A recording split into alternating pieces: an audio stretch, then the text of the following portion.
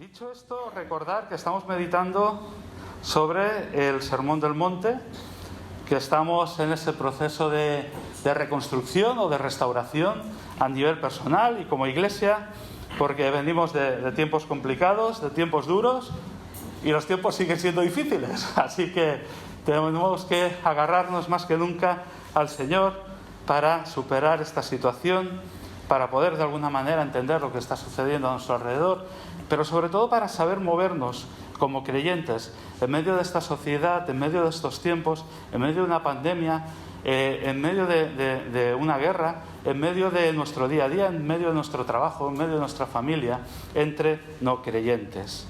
Pero también entre creyentes, las relaciones entre los hermanos. Tenemos que seguir trabajando todo esto. Y el Señor quiere trabajarlo en nuestra vida. Me preguntaba, acercándonos al texto de hoy, que se encuentra en Mateo capítulo 5 y versículos del 17 al 20, me preguntaba ¿por qué el Señor, voy a decirlo así, está empeñado en hacer esta obra de restauración en nosotros? ¿Por qué está insistiendo a lo largo de todo este tiempo para que nosotros vayamos tomando decisiones delante de Él y vayamos madurando? ¿Pero por qué? ¿Por qué esa necesidad? Pues hay un versículo que dice en Romanos 12:2: no se amolden al mundo actual, sino sean transformados mediante la renovación de su mente. Así podrán comprobar cuál es la voluntad de Dios, buena, agradable y perfecta. Y esto es lo que está haciendo el Señor con nosotros. Esto es lo que está haciendo el Señor con todo su pueblo, renovándonos.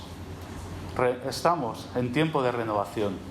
El Señor está renovando nuestras vidas. El Señor quiere renovar tu mente a través del Espíritu Santo, a través de lo que sucede en tu vida, a través de todo lo que Él te va diciendo, ya sea a través de canciones, predicaciones, compartir con el hermano y su palabra. El Señor quiere seguir obrando en tu vida. Así podrán comprobar cuál es la voluntad de Dios. Muchas veces nos preguntamos, ¿cuál es la voluntad de Dios para mi vida? ¿Cuál es la voluntad de Dios para este mundo? ¿Cuál es la voluntad de Dios para todas las personas? Si renovamos nuestra mente, podremos comprobar cuál es la voluntad de Dios. Y además dice que su voluntad es buena, es agradable y es perfecta.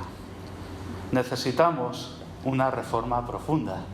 Necesitamos que el Señor vaya, lo voy a decir de una forma más poética, redecorando nuestra vida. Que Él sea el que ponga las estanterías, pinte las paredes de nuestra vida al color que Él le gusta, que al final va a ser lo mejor para nosotros.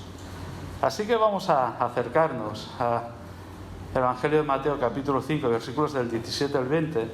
Vamos a leerlo y ya veréis que mucho de lo que ya se ha dicho está reflejado en este texto. Dice, son palabras de Jesús: no penséis que he venido a anular la ley o los profetas. No he venido a anularlos, sino a darles cumplimiento.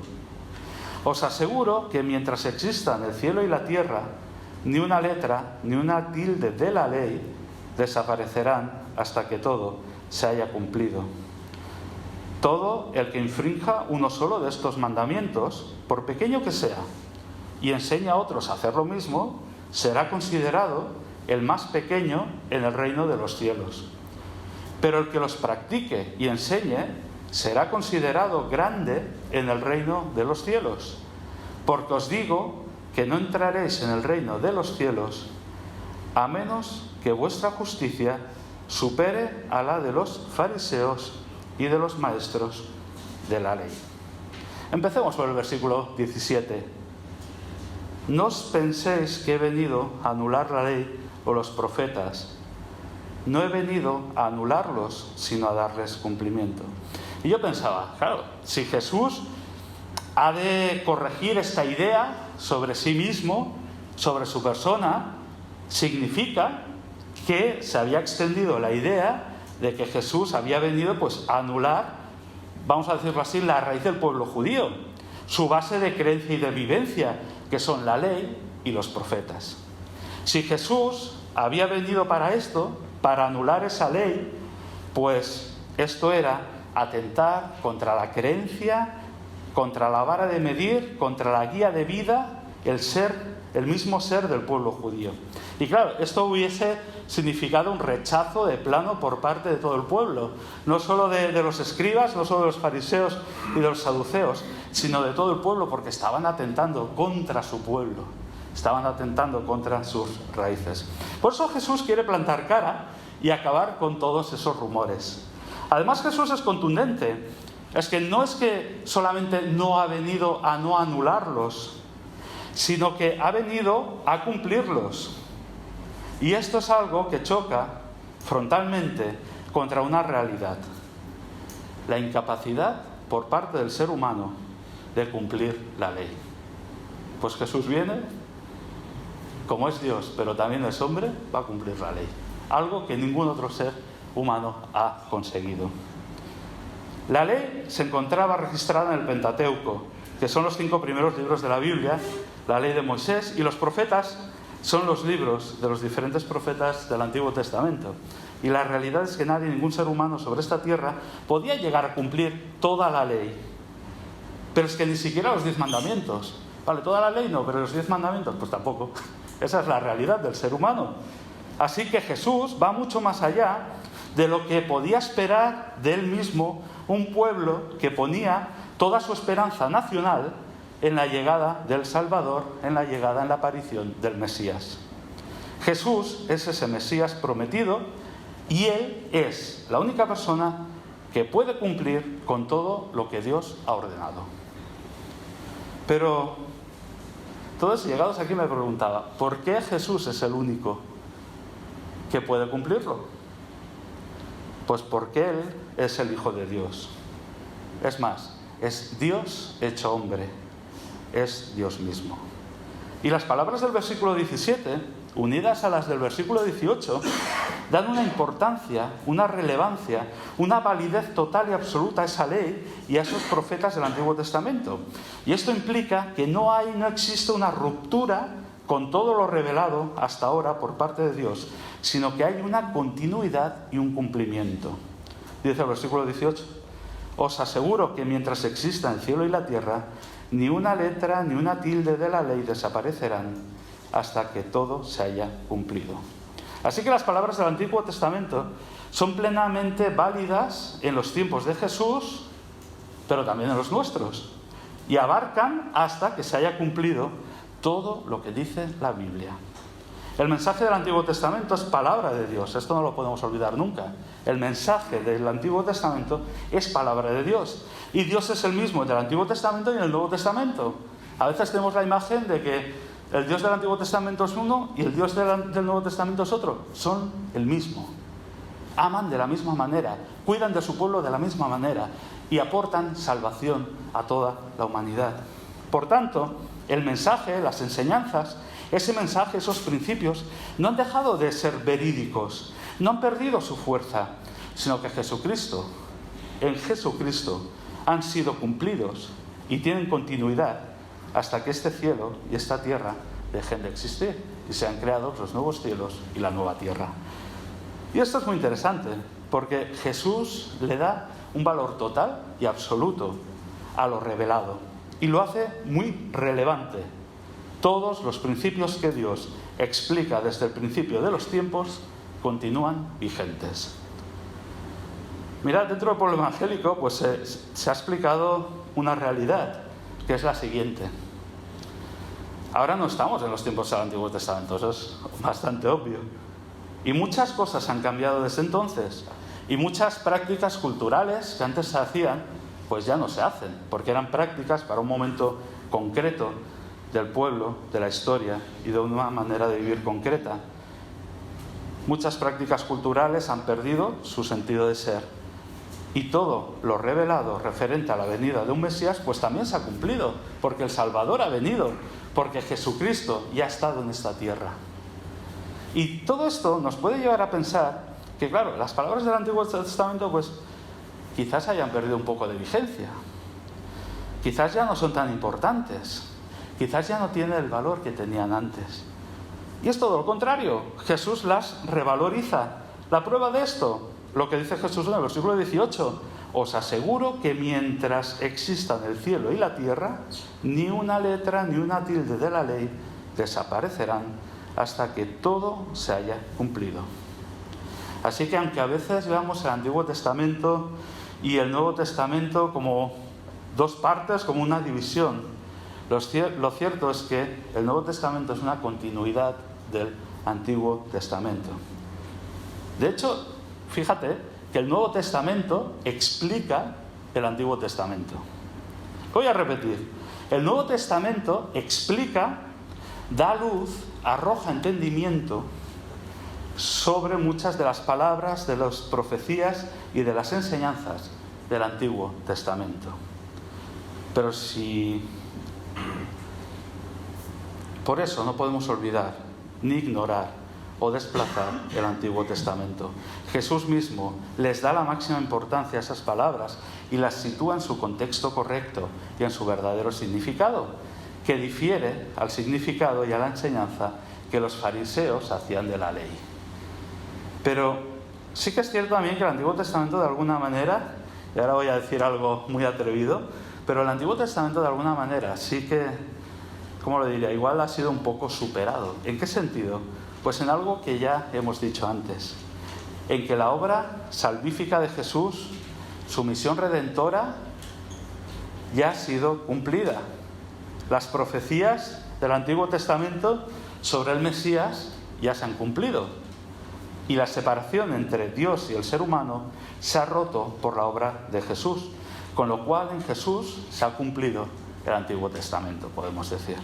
Así que en ese sentido el Antiguo Testamento ha sido superado, pero al mismo tiempo fíjate lo que hace Jesús, y es decirnos que todas sus enseñanzas, es decir, todos los principios que encontramos en el Antiguo Testamento, toda la mente de Dios que se expresa en el Antiguo Testamento, todo eso sigue vigente en el Nuevo Testamento y, por tanto, en nuestros días. Fíjate hasta qué punto siguen vigentes los principios mostrados en el Antiguo Testamento, en la ley y en los profetas, que Jesús dice lo siguiente en el versículo 19: todo el que infrinja uno solo de estos mandamientos, por pequeño que sea, y enseña a otros a hacer lo mismo, será considerado el más pequeño en el reino de los cielos. Y aquí, por cómo termina luego el versículo 20, Jesús ya está apuntando hacia dos grupos de personas que estaban escuchando el sermón de la montaña. Jesús pone el foco sobre los fariseos, que recordemos, eran los auténticos cumplidores de la ley, aquel grupo que afirmaba que ellos sí que eran auténticos cumplidores de esa ley dada a Moisés y que acusaban al resto del pueblo de no cumplir la ley. Pero también apunta hacia los maestros de la ley, que eran los que enseñaban la ley al pueblo. Unos lo practicaban, otros lo enseñaban.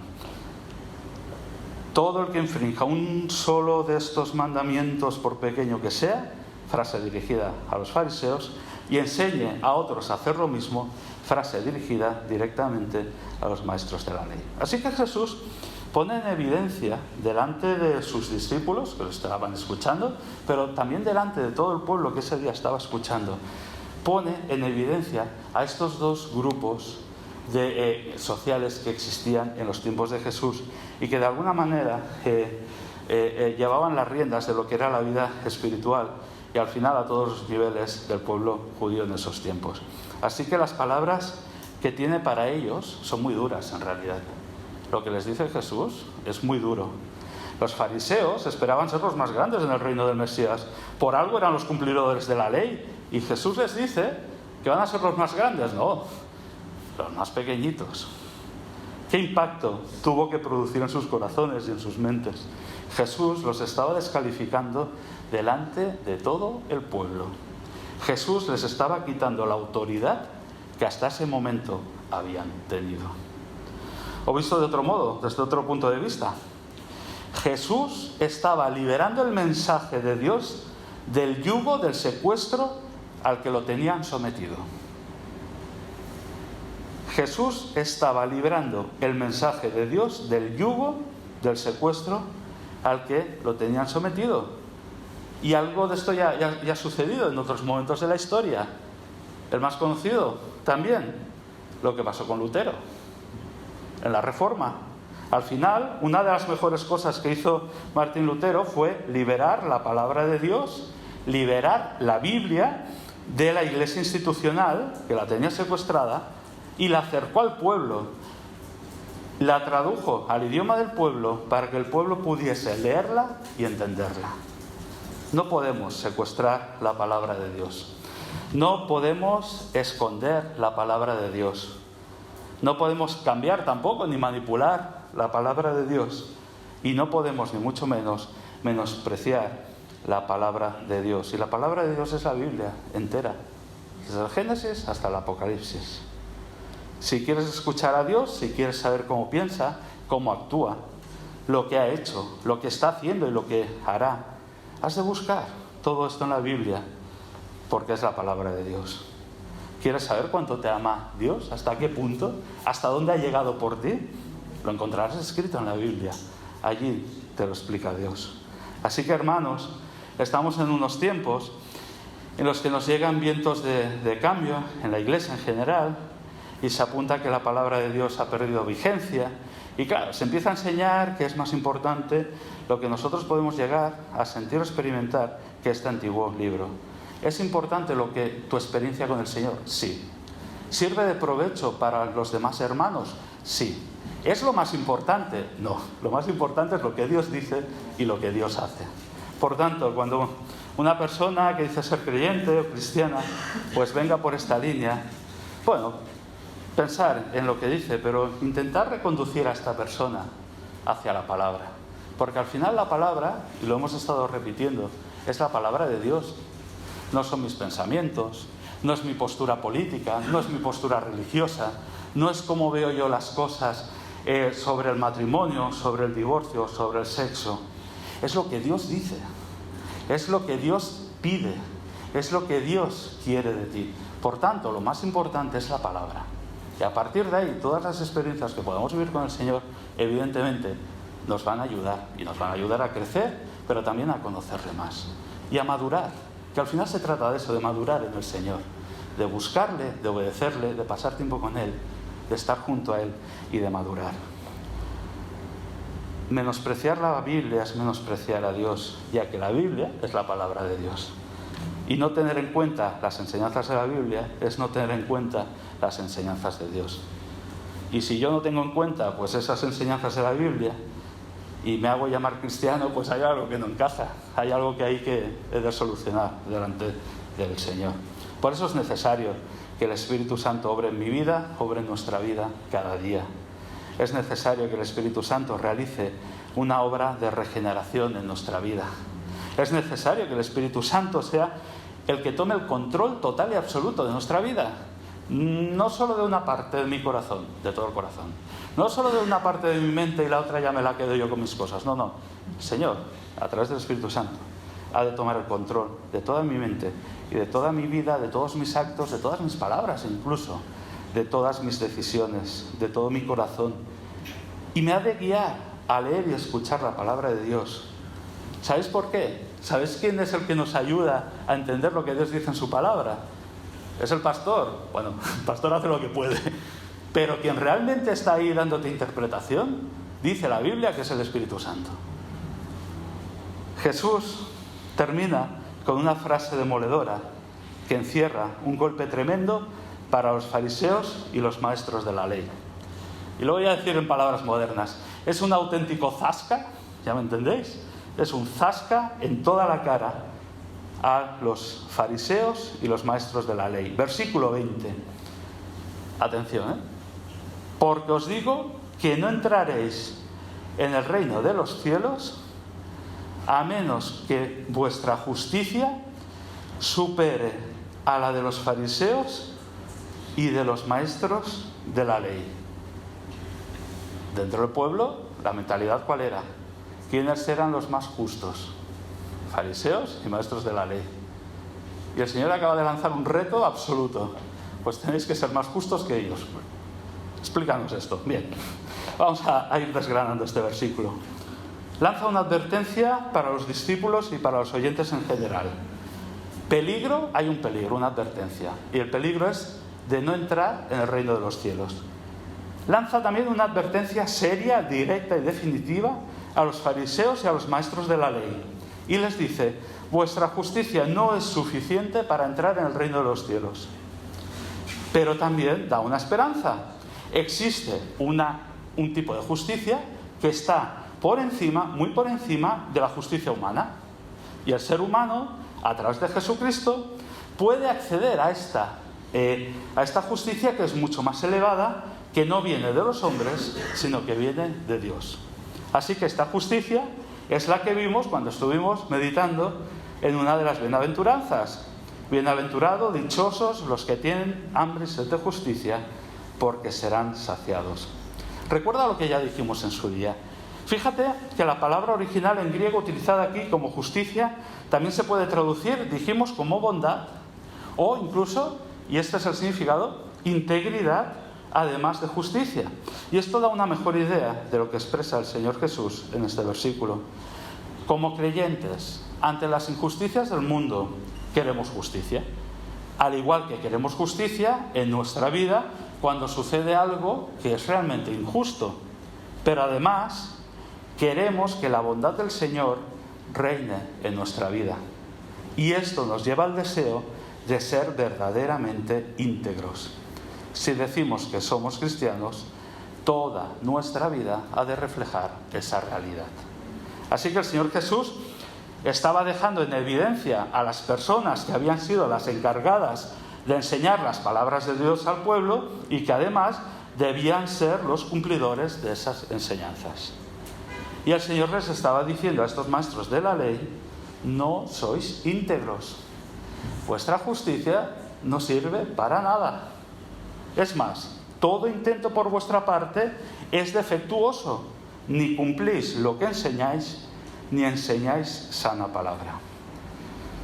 El tema es mirarnos también a nosotros mismos y discernir, saber si nosotros estamos cumpliendo, al fin y al cabo, con lo que el Señor nos pide, y además estamos practicando, pero también enseñando la buena palabra, la buena doctrina, la sana palabra.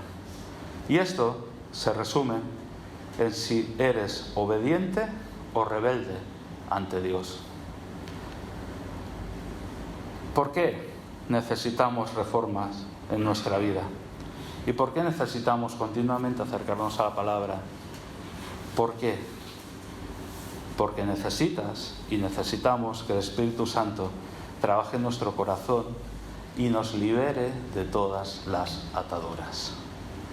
Necesitas que el Espíritu Santo rompa todas las cadenas que te tienen prisionero. ¿Quieres un auténtico avivamiento aquí en Roquetas y en el Garraf? Para ello, deja que el Señor trabaje un auténtico avivamiento en tu corazón. Dios quiere regenerarte, quiere transformarte, quiere moldearte, guiarte a todos los niveles. Quiere, como decíamos al principio, redecorar tu vida. Un ejemplo: el Señor quiere guiar tus pensamientos, ¿bien? Muchas veces la cabeza se nos va y fantaseamos con cosas que sabemos que no agradan a Dios, que son pecado directamente. Pues Dios quiere guiar tus pensamientos y liberarte del poder, de la influencia que los pensamientos del viejo hombre tienen sobre ti. Dicho de otra manera, ¿tienes sed y hambre de justicia? Pues el resultado es ese anhelo guiado por el Señor ha de conducirte a llevar una vida íntegra. Si eres íntegro, eres más justo que los fariseos y los maestros de la ley del pueblo judío. Y esto significa algo maravilloso. Significa que entrarás en el reino de los cielos. Pero todo este proceso es lo que se llama camino de santificación. Es ir dejando todo aquello que es pecado, todo aquello que no agrada a Dios, ir dejando de practicarlo y practicar lo que el Señor nos muestra y nos enseña en su palabra. Ese es el tipo de justicia, el tipo de integridad que el Señor nos está pidiendo en esta mañana y que el Espíritu Santo en nosotros desea para cada uno de nosotros. Como creyentes tenemos ese anhelo, porque queremos ser obedientes, queremos hacer las cosas bien, no conforme a nosotros o a falsas enseñanzas, sino conforme al Señor. Queremos ser justos y además queremos que la justicia del Señor llegue a todos los rincones de la tierra. Es un anhelo que tenemos todos aquellos que hemos entregado nuestro corazón al Señor. ¿Por qué? Lo he repetido un montón de veces, porque tenemos al Espíritu Santo. Tenemos al Espíritu Santo y el Espíritu Santo anhela estas cosas en nosotros. Él quiere moldearnos, quiere que cada día seamos más a la imagen de Jesús, tengamos su mente. Él quiere moldearnos. Desea y lucha para que seamos justos, para que seamos obedientes, para que seamos íntegros, para que seamos consecuentes, para que nuestra manera de pensar, de actuar y de hablar sea conforme a Cristo y no conforme a nuestro viejo hombre, no conforme a nuestra vieja naturaleza, nuestra vieja manera de vivir. Pero esto implica algo en nosotros, ¿eh? No todo tenía que ser tan fácil. El Señor ya lo ha hecho todo. Bueno, implica también una parte nuestra. Implica tomar decisiones por parte nuestra. Implica, como decía antes, dejar algunas prácticas y comenzar otras, a practicar otras de nuevas. Y tomar decisiones implica madurar. Muchas veces somos como niños espirituales y el Señor nos está llamando continuamente a ser adultos espirituales. La mayoría de los que estamos aquí hoy, la verdad es que no somos creyentes que acabamos de conocer al Señor, sino que muchos llevamos ya unos cuantos años en los caminos del Señor. Y en todo este tiempo de caminar con el Señor, yo me preguntaba a mí mismo, porque yo me convertí en el 91, y estamos en el 2022, así que hace unos cuantos años, yo me he preguntado, bueno, en todos estos años, en mi experiencia personal, ¿he madurado en el Señor o no? ¿Todavía necesito que se me recuerden los primeros rudimentos de la fe? ¿O he ido poniendo en práctica lo que el Señor me ha ido enseñando en su palabra? ¿Has madurado? ¿Se te puede considerar un creyente mayor de edad? ¿Se nota esa madurez en el Señor en tu manera de vivir? Claro, tus decisiones las intentas tomar buscando la dirección del Señor, o todavía te impones al Señor y pasas por delante de Él e impones tus puntos de vista y tus maneras de actuar. ¿Quién gestiona tus emociones y tus sentimientos? ¿El Señor o el viejo hombre? ¿O tú mismo? ¿Quién está detrás de todo eso? ¿Y tu dinero? ¿Quién lo maneja? ¿Quién lo gestiona? ¿Quién gestiona tus bienes? ¿El Señor, que es quien te los da? ¿Y quien te da la responsabilidad a ti de hacer un uso sabio delante de Él de esos bienes? ¿O el último modelo de teléfono móvil? ¿El último iPhone? ¿El último Android? ¿O tus hijos? No, yo todo lo que tengo lo dedico a mis hijos. El Señor a los hijos. ¿O a tus pasiones deshonestas? ¿O al pecado? ¿Y tu tiempo? ¿Quién lo dirige? ¿Dedicas tiempo para Dios sin descuidarte a ti mismo y a tu familia carnal y a tu familia espiritual? ¿O lo inviertes, es decir, lo malgastas en los negocios de este mundo, de este tiempo? El Señor quiere renovar profundamente tu vida. El Señor quiere obrar en tu vida y a través de ti también quiere obrar en la vida de otras personas. Deja que el Señor transforme tu vida para siempre. O espera.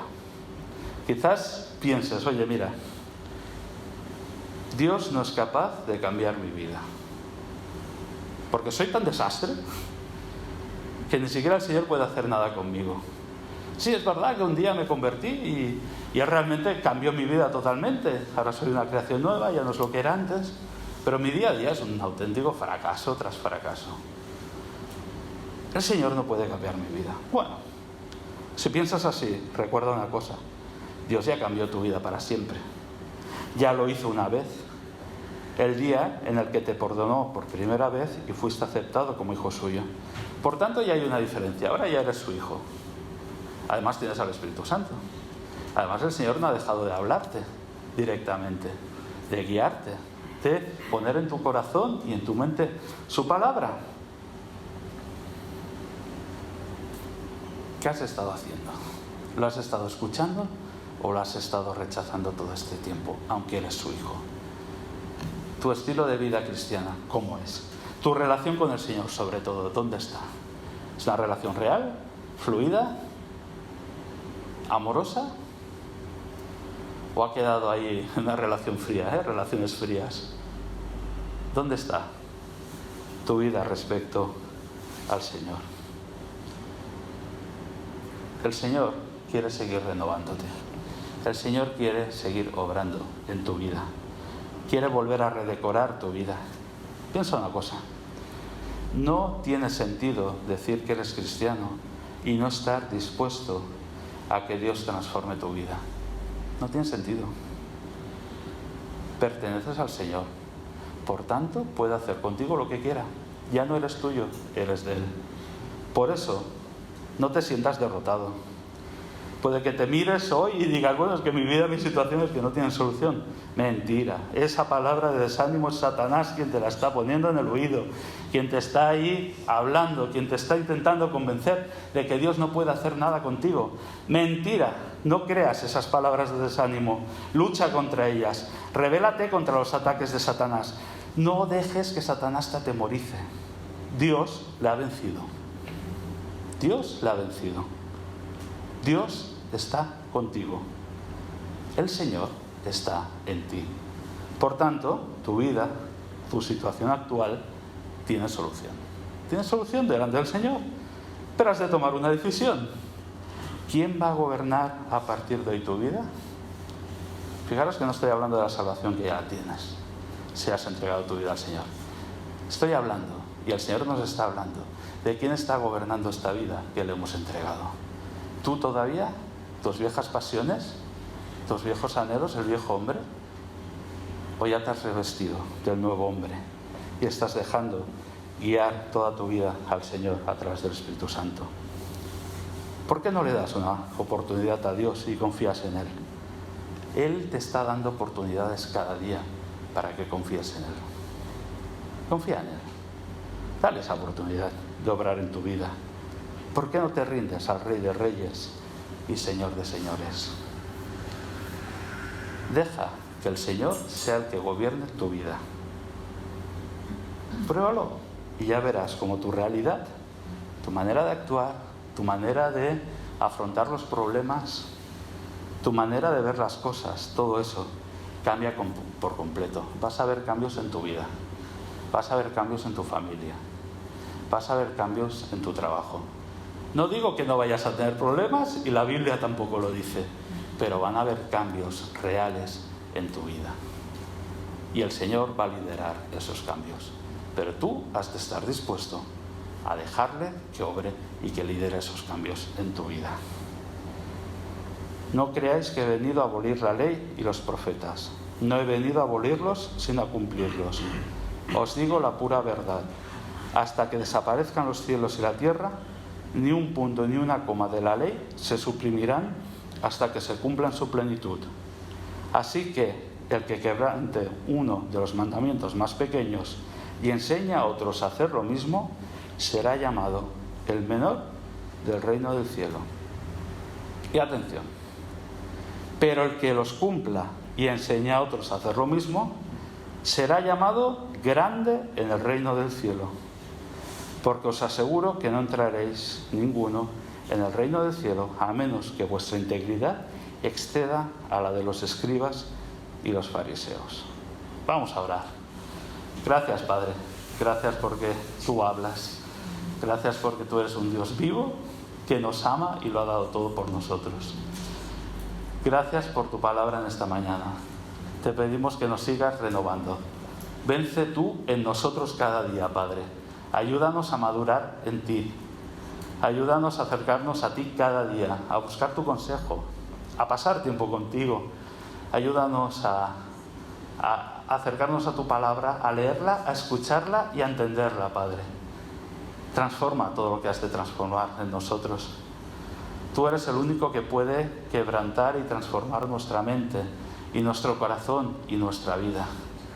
Gracias porque no lo haces para destruirnos, sino que lo haces para que aprendamos nos sometamos a ti, que al final es lo mejor de todo. Gracias porque tú siempre nos das lo mejor. Gracias por todo lo que tienes preparado para tu pueblo, aquí en Roquetas y en el Garraf. Padre, te pedimos que nos ayudes a ser consecuentes con tu palabra. Te pedimos que nos ayudes a llevar el mensaje de salvación a nuestros compañeros de trabajo, a nuestras familias que no te conocen.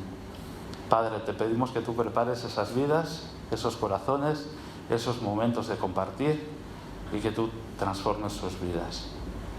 Que ellos de alguna manera, incluso en nosotros, pues puedan verte a ti reflejado, Padre. Ayúdanos a ser íntegros.